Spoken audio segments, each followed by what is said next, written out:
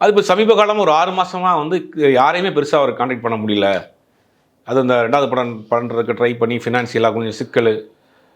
Mark Antony படம்லாம் போச்சு. அதற்கு பிறகு இவரே துப்பறிவாளன் 2 இவரே டைரக்ட் பண்ணி பண்ணுறதுக்காக சில ஃபைனான்ஸ்க்காக அலைஞ்சிட்டு இருந்தார். அதில் கொஞ்சம் வெக்ஸு, யாரும் பெருசாக கிடைக்கல.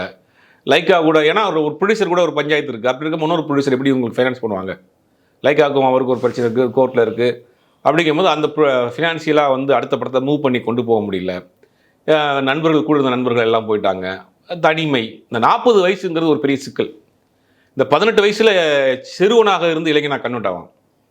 இந்த 40 வயசுங்கிறது வந்து இளைஞனாக இருந்து முதியவரை அப்படியே கன்வெர்ட் ஆகும். உள்ளே போகிற என்ட்ரி அந்த ஏஜில் ஒரு பெரிய ஷேக் கொடுக்கும். உடம்பும் ஒத்துழைக்க மறுக்கும், மனசு ஒத்துழைக்க மறுக்கும். அது அந்த அந்த வயசு வந்து 40 என்ட்ரி ஆகிறப்ப 40 என்ட்ரி ஆன பிறகு உடம்பு மனசும் ஒரு பெரிய ஒரு ஷேக்கிங் கொடுக்கும். அந்த நேரங்களில் ஒரு ஃபேமிலி அந்த மாதிரியான ஒரு சப்போர்ட் இருந்ததுன்னா ஒரு இடத்தை தாங்கி பேலன்ஸ் பண்ணிக்கலாம்.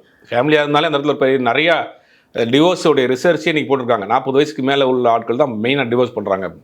ஒரு சலிப்பு ஏற்படும், ஃப்யூச்சரை பற்றின ஒரு பயம் வரும், அந்த மாதிரி ஒரு வெறுப்பு இருக்கும். அந்த நேரங்களில் பேலன்ஸ் பண்ணி சில பேர் போயிடுவாங்க, சில பேர் அதை மிஸ் ஆயிடுவாங்க. விஷாலை பொறுத்த வரைக்கும் இன்னும் வந்து அவருக்குன்னு ஒரு குடும்பம் கிடையாது.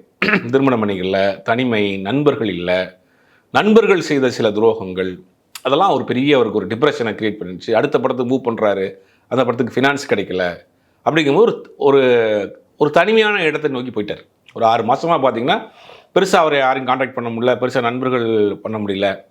எப்பயுமே ஒரு நண்பர்கள் வந்து யாரோ ஒருத்தனாவது நமக்கு இருக்கணும். அவங்க கூட நமக்கு ரெகுலராக பழகிட மாட்டோம், டெய்லி ஃபோன் பண்ண மாட்டோம், டெய்லி மெசேஜ் பண்ணிக்கிற மாட்டோம். ஏதாவது நமக்கு ரொம்ப டிப்ரெஷனாக இருந்தால் அவனுக்கு போய் தேடுவோம். அவன் தான் கரெக்டாக உண்மையான நண்பன்.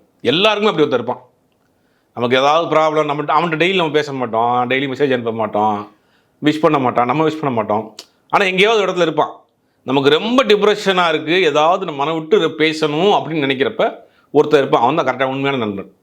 அந்த மாதிரி இருந்த நண்பர்கள் கூட விட்டு போயிட்டாங்க விஷாலுக்கு.